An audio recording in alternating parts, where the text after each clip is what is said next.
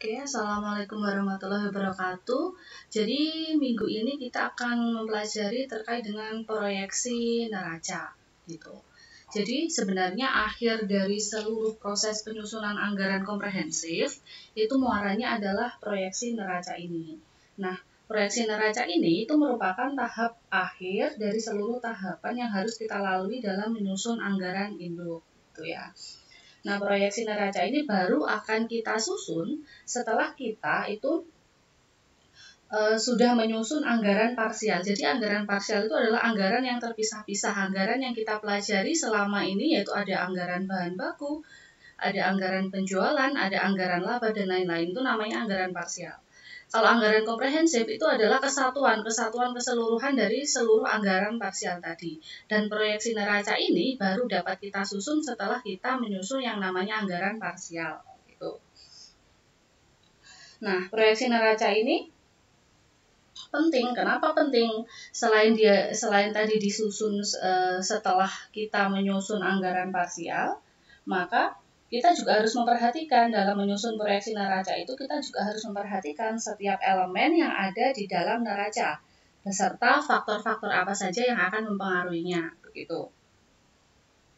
Maksudnya begini, maksudnya setiap elemen di dalam aktiva dan pasiva pada neraca itu akan ditentukan oleh faktor lain yang terlebih dahulu berpengaruh terhadap setiap anggaran parsial, gitu.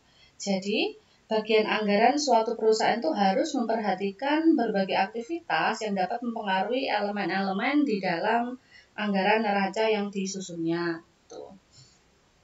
Mengingat tadi sangat pentingnya penyusunan anggaran neraca oleh faktor-faktor yang lain, maka lebih tepat kalau neraca yang direncanakan perusahaan itu dalam satu periode waktu yang akan mendatang disebut dengan proyeksi neraca. Nah, jadi proyeksi neraca itu merupakan prediksi jumlah dan rincian kekayaan yang akan dimiliki perusahaan beserta seluruh kewajibannya. Nah, baik kepada kreditor maupun kepada pemegang saham pada satu periode tertentu di masa yang akan datang. Itu proyeksi neraca. Karena memang masih proyeksi. Anggaran pun kan juga masih proyeksi. Secara umum, neraca itu kan terbagi menjadi dua seperti yang kita pelajari di pengantar akuntansi atau mungkin kita pelajari di manajemen keuangan dan lain-lain, bahwa ada dua bagian besar, yaitu ada sisi aktiva dan ada sisi pasiva. Sebagaimana kita tahu, kalau sisi aktiva itu berisi daftar kekayaan. Berarti kalau sisi aktiva kita ingat ada di sebelah kiri.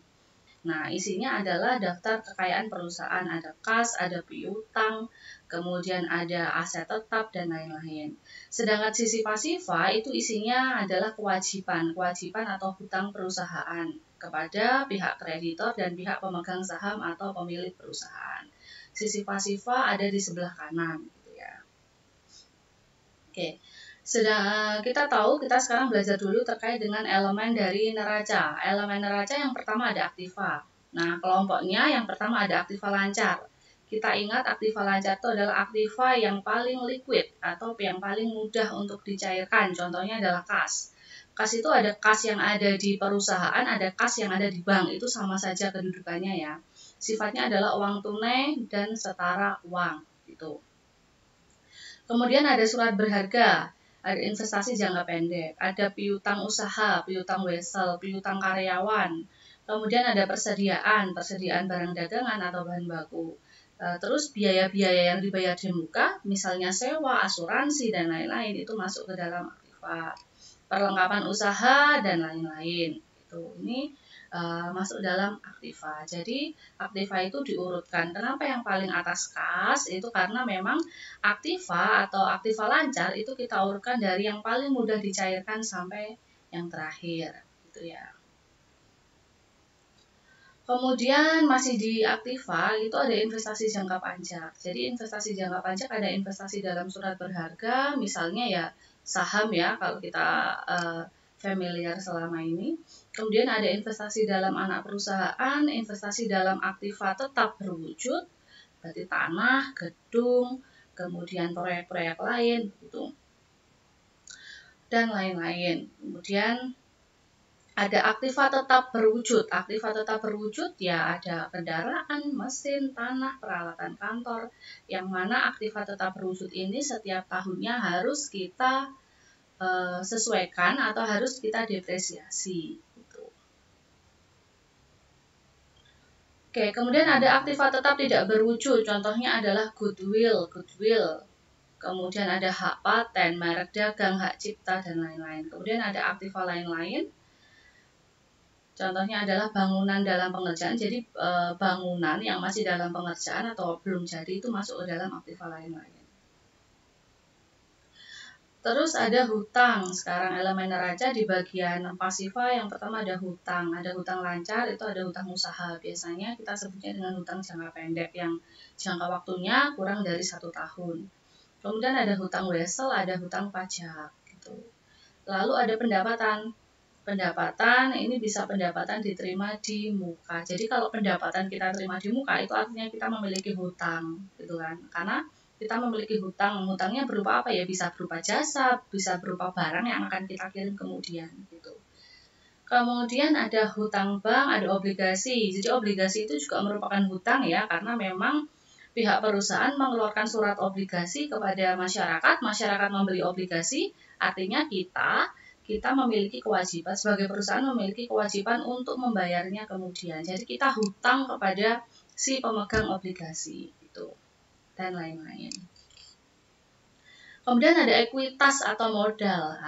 Nah, untuk ekuitas atau modal jelas ada modal sendiri, kemudian ada modal saham. Kalau modal saham berarti modal kita itu, modal perusahaan itu banyak dari pihak lain karena memang biasanya kan kita buka di publik gitu.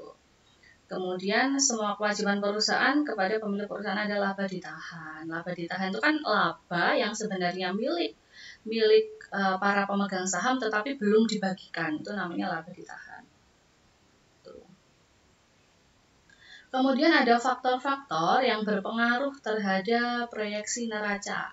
Jadi tadi seperti yang saya jelaskan bahwa di setiap elemen neraca, baik di sisi aktiva maupun pasifanya, itu dipengaruhi langsung oleh anggaran parsial yang lain atau oleh kondisi yang lain. Jadi anggaran parsial yang kita telah susun kemarin itu mempengaruhi setiap elemen dari neraca. Nah, karena itu perlu kita ketahui baik faktor-faktor yang mempengaruhi elemen-elemen di dalam neraca. Oke. Yang pertama kas.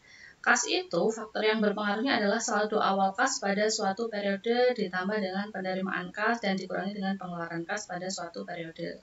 Sumbernya mana? Anggaran kas. Jadi kas ini dalam proyeksi neracanya dipengaruhi dalam anggaran kas. Bagian mana? Bagian saldo awal, saldo akhir gitu. Sumbernya adalah anggaran kas. Lalu piutang usaha. Nah, piutang usaha ini juga dipengaruhi oleh saldo awal piutang, gitu kan? Saldo awal piutang, penerimaan piutang usaha, penjualan kredit, dan itu akun-akun transaksi ini adanya di anggaran kas. Jadi, tadi kas piutang usaha itu dipengaruhi oleh adanya anggaran kas. Kemudian persediaan. Nah, persediaan ini faktor yang mempengaruhinya adalah safety stocknya atau persediaan amannya. Gitu. Perlengkapan. Kalau perlengkapan itu jumlah transaksi pembelian dan pemakaian perlengkapan pada suatu periode tertentu. Jadi kalau perlengkapan kita jarang menganggarkannya di bagian mana ya, karena tidak ada. Jadi ini nanti ada ininya, ada kasusnya biasanya kalau untuk perlengkapan. Aktiva tetap. Kalau aktiva tetap itu sama, yang mempengaruhinya adalah nilai aktiva tetap pada awal suatu periode ditambah dengan rencana pembelian aktiva tetap baru, kemudian aktiva tetap yang dijual pada suatu periode. Itu yang mempengaruhi besar kecilnya proyeksi neraca di aktiva tetap. Selanjutnya hutang usaha. Nah, kalau saldo hutang usaha pada awal periode ditambah dengan pembelian kredit yang direncanakan, dikurangi dengan jumlah utang usaha yang akan dibayar. Jadi yang mempengaruhi utang usaha jelas sekali ya saldo utang, pembelian kredit, kemudian pembayaran utang gitu. Hutang bank juga sama, bedanya kalau saldo hutang bank ini kita harus membayar hutang di bank dengan pada saat jatuh tempo tertentu dan dengan bunga tertentu biasanya gitu. Obligasi. Nah, kalau saldo hutang obligasi itu kita juga harus membayar ke para pihak pemegang obligasi ketika sudah jatuh tempo. Selain kita membayar hutang obligasinya berapa, pokoknya berapa, kita setiap periode, mungkin bulan atau 3 bulan sekali tergantung perusahaannya, juga harus membayar yang namanya kupon obligasi gitu. Kemudian modal saham. Nah, jumlah lembar saham yang beredar ini ditambah dengan jumlah lembar saham baru yang akan diterbitkan dan dikalikan nilai nominalnya. Jadi jumlah lembar saham ini, modal saham ini, faktor yang mempengaruhi adalah lembar saham yang diedarkan, kemudian dikalikan dengan nilai nominalnya, harga sahamnya berapa. Laba ditahan, kalau saldo laba ditahan ini hubungannya dengan ini, anggaran laba gitu kan. Saldo laba ditahan pada awal periode ditambah dengan laba usaha yang dianggarkan atau dikurangi dengan jumlah dividen yang direncanakan gitu. Jadi sebenarnya laba ditahan itu kan dividen yang belum dibagikan kepada para pemegang saham. Jadi laba ditahan tersebut yang mempengaruhinya adalah dividen yang akan dibagikan. Oke, nah metode dan formula dalam menyusun proyeksi neraca itu yang paling mudah adalah kita menggunakan persamaan akuntansi dasar. Aktiva sama dengan hutang plus modal gitu ya. Nah, dalam metode tersebut didasarkan pada persamaan berikut ini. Jadi aktiva sama dengan hutang ditambah dengan modal. Jadi harus balance, sisi aktiva dan sisi pasiva itu harus balance. Kalau di sisi aktiva ada pemasukan, berarti otomatis di sini ada pengeluaran, gitu kan. Oke, kita langsung ke contoh soal. Jadi nanti saya langsung ke tabelnya, tetapi saya sambil membacakan ini ya, kasusnya. Oke, ini ada PT Tintamas, merupakan produsen pulpen yang lokasinya ada di Jakarta, dan dengan berkaitan dengan proses penyusunan proyeksi neraca perusahaan tersebut pada akhir tahun 2009, tim penyusun anggaran perusahaan tersebut mengumpulkan berbagai data sebagai berikut. Oke, ini neraca pada 31 Desember 2008. Artinya ini kalau neraca per 31 Desember 2008 berarti proyeksi anggaran neraca, ini berarti neraca realisasi ini akan menjadi saldo awal pada tahun 2009, karena kan ini sudah 31 Desember 2008 gitu ya. Nilai kasnya ada 1.625.000.000, kemudian ada piutang usaha 550, total aktivanya 3.729.000.000 dan total pasifa segini. Jadi ingat, total aktiva dan total pasifa harus balance gitu. Ini adalah acuan dari anggaran proyeksi neraca pada tahun 2009. Berarti saldo kas awal tahun nanti 2000 diproyeksi neraca tahun 2009 adalah sebesar ini semua saldonya ya. Oke. Ini tidak akan saya baca, tapi saya akan langsung masuk ke sini. Oke. Yang pertama, tadi ingat bahwa kita punya yang namanya ini, neraca per 31 Desember tahun 2008. Berarti ini adalah saldo akhir tahun 2008 dan ini semua akan menjadi saldo awal pada tahun 2009. Nah, berarti kita tinggal pindahkan tadi yang ada di sini, nilai yang ada di sini kita tinggal pindahkan menjadi saldo awal pada proyeksi neraca tahun 2009. Nah, kita susun pertama kali yaitu adalah nama rekeningnya. Ada kas, piutang usaha, perlengkapan kantor, bahan baku, barang jadi, aktiva tetap, hutang usaha. Ini, penyusunan ini disesuaikan dengan nama rekening yang ada di sini. Oke. Kemudian nominalnya ini dipindahkan di bagian yang paling atas sendiri. Itu nominalnya sama, gitu ya. Jadi tadi memang menjadi saldo awal proyeksi neraca pada tahun 2009. Oke. Yang pertama, kita ada beberapa transaksi, yaitu ada transaksi A sampai dengan transaksi M. Kalau kita di sini. Yang pertama sekarang, transaksi A. Transaksi A itu begini. Diperkirakan perusahaan itu akan melakukan penjualan kredit sebesar rupiah 1 miliar sepanjang tahun 2009. Ini dijadikan dalam jutaan rupiah ya, jadi nolnya adalah 6 gitu. Oke. Yang pertama di A ini, di transaksi A, itu bunyinya adalah diperkirakan perusahaan akan melakukan penjualan kredit sebesar 1 miliar sepanjang tahun 2009. Oke, berarti kan kalau yang namanya penjualan kredit, berarti kan artinya adalah perusahaan tersebut akan memiliki piutang, ya kan, piutang usaha. Nah, yang pertama berarti piutang usaha itu akan bertambah sebesar 1.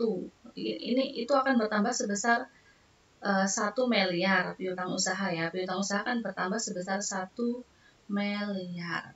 Begitupun dengan laba ditahan. Berarti laba ditahan juga akan bertambah sebesar 1 miliar. Gitu. Oke, selanjutnya yang kedua, yang transaksi B. Transaksi B itu yang transaksi B, sedangkan jumlah piutang yang akan diterima sepanjang tahun 2009 diperkirakan sebesar 700 juta. Berarti kalau kita akan menerima piutang, artinya kan piutang berkurang, kemudian kas kita bertambah, karena kita akan menerima piutang. Jadi piutang usahanya di dalam kurung, karena ini berkurang, maka 700 di dalam kurung, kasnya bertambah menjadi 700. Itu untuk transaksi B. Transaksi A tadi saya ulangi. Untuk transaksi A, itu adalah penjualan kredit. Sepanjang tahun 2009 itu akan melakukan penjualan kredit. Karena memang penjualannya kredit, berarti kan kita pihak perusahaan belum menerima kas. Kalau belum menerima kas, berarti masuknya ke dalam piutang, piutang usaha sebesar 1 miliar. Ini laba ditahannya juga akan meningkat 1 miliar. Itu. Kemudian yang kedua, ada pembayaran piutang sebesar 700 juta. Berarti kalau kita menerima pembayaran piutang, kas kita akan bertambah, uang kita akan bertambah. Berarti kasnya bertambah 700. Kemudian piutangnya akan berkurang sebesar 700 juta. Oke, sekarang kita ke C. Transaksi C, perusahaan merencanakan pembelian perlengkapan kantor pada tahun 2009 sebesar 40 juta. Oke, berarti perusahaan itu akan membeli yang namanya peralatan kantor sebesar 40 juta. Berarti kalau perusahaan melakukan pembelian, perlengkapan kantornya akan menambah 40 juta, kasnya akan berkurang. Karena kan pembeliannya secara tunai. Jadi yang berkurang adalah kasnya, perlengkapannya bertambah. Tuh. Selanjutnya, poin D sekarang.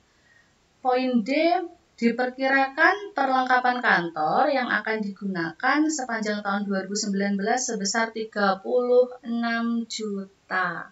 Oke, berarti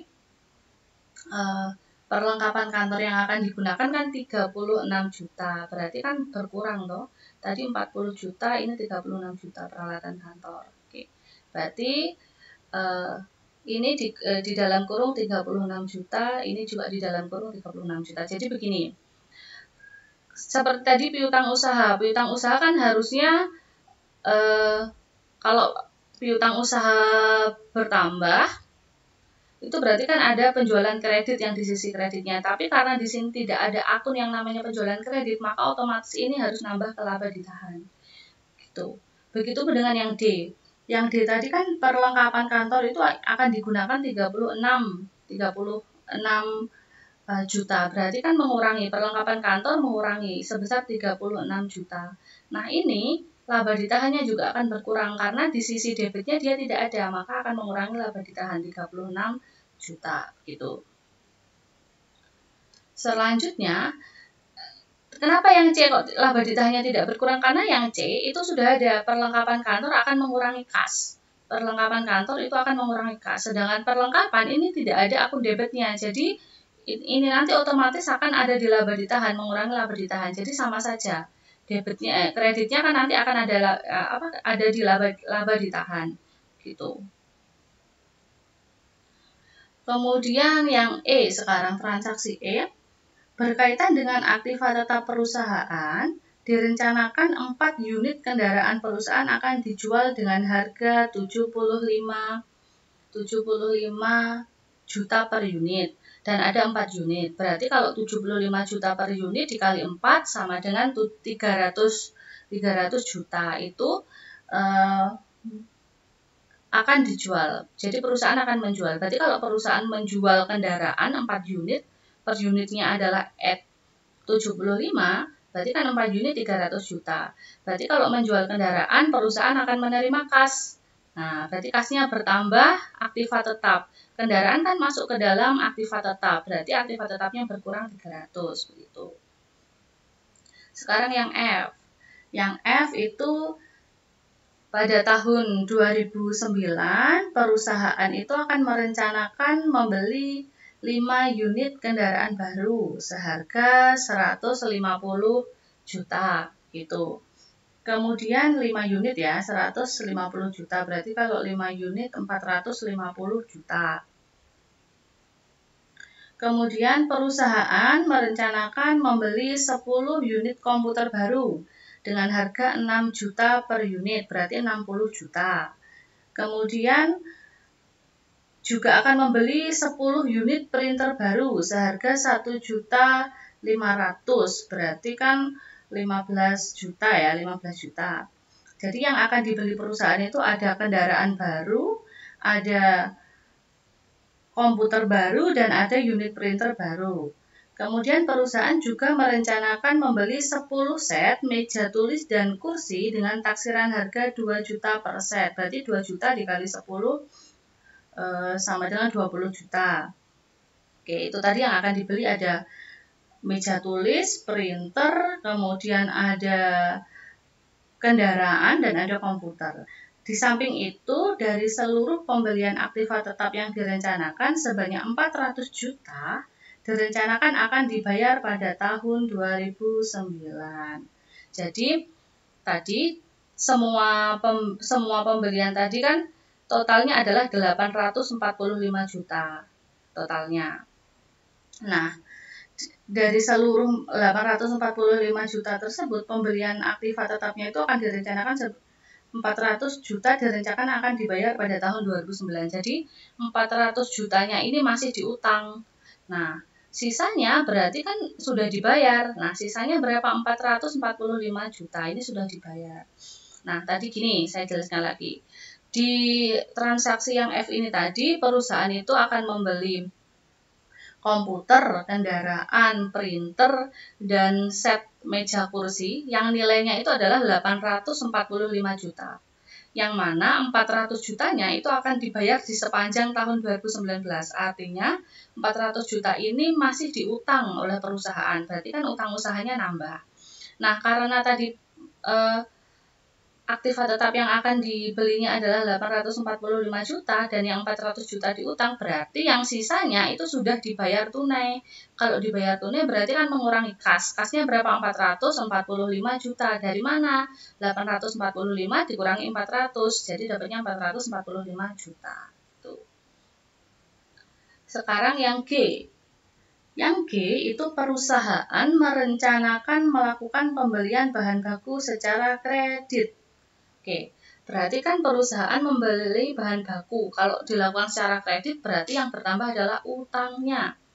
Artinya 800 juta, nilainya 800 juta. Berarti bahan bakunya bertambah, utangnya juga bertambah. Itu karena 800 juta, 800 juta. Oke. Transaksi yang H sekarang. Sementara itu, utang usaha yang direncanakan akan dibayar di tahun 2009 adalah 550 juta. Berarti di tahun 2009 itu perusahaan tersebut akan bayar utang.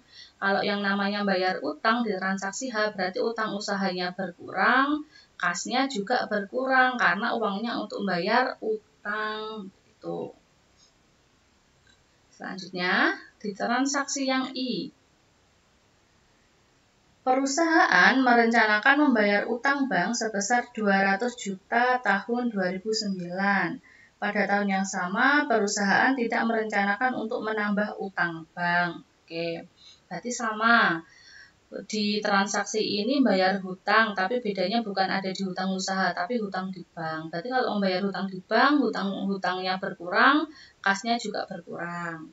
Dan ada keterangan lain bahwa perusahaan tidak akan hutang lagi, berarti tidak ada penambahan hutang.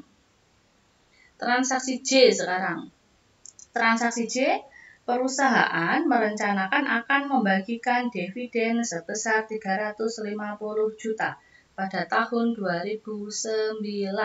Berarti kan kalau kita membagikan dividen, artinya uang perusahaan berkurang dong, karena kan dividen itu kan laba yang kita bagikan kepada para pemegang saham. Berarti kasnya berkurang 350 juta, laba ditahannya juga berkurang 350 juta gitu.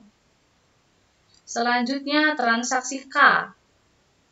Transaksi K itu biaya produksi yang dikeluarkan sepanjang tahun 2009 adalah sebagai berikut.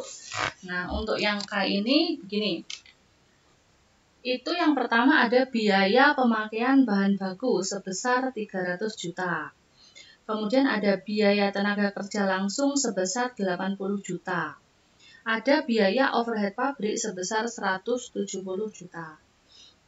Nah, dari seluruh biaya overhead pabrik tersebut, itu diperkirakan 25 jutanya merupakan penyusutan dari aktiva tetap. Berarti kita masukkan aktiva tetap, ada pengurangan 25 juta dari mana? Dari itu tadi, perkiraan penyusutan aktiva tetap 25. Kemudian jumlah dari keseluruhan tadi, biaya pemakaian bahan baku, ada biaya tenaga kerja langsung, dan ada biaya overhead pabrik, itu masuk ke dalam barang jadi. Karena kan tadi biaya-biaya tersebut untuk menghasilkan barang jadi. Besarnya adalah 550 juta gitu. Nah, bahan bakunya ini kan 550 juta. Bahan bakunya itu kan otomatis akan berkurang bahan baku sebesar 300 karena biaya pemakaian bahan bakunya sebesar 300 juta gitu. Berarti ini akan berkurang 300 juta dan sisanya yang berkurang adalah kasnya. Jadi dari 550 ini, mudahnya dari 550 ini sudah ada pengurangan aktiva tetapnya 25, ada pengurangan bahan bakunya 300, nah sisanya adalah 225. Ini juga berkurang kasnya. Tapi yang bertambah adalah pihak barang jadi gitu. Kemudian transaksi L sekarang. Transaksi L itu bunyinya adalah biaya operasional yang dikeluarkan sepanjang tahun 2009 itu sebagai berikut. Ada biaya pemasaran sebesar 300 juta. Ada biaya administrasi dan umum itu sebesar 80 juta. Nah, dari seluruh biaya operasional itu diperkirakan 20 jutanya itu adalah penyusunan aktiva tetap. Berarti sama ya. Aktiva tetapnya adalah 20 juta, berarti mengurangi, karena tadi adalah penyusutan, maka mengurangi aktiva tetap, berarti dalam kurung 20 juta.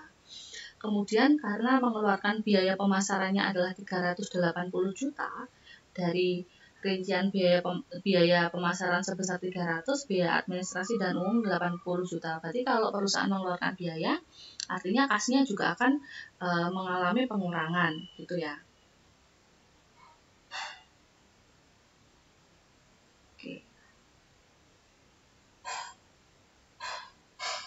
Oke, gitu. Jadi berkurang 380 juta.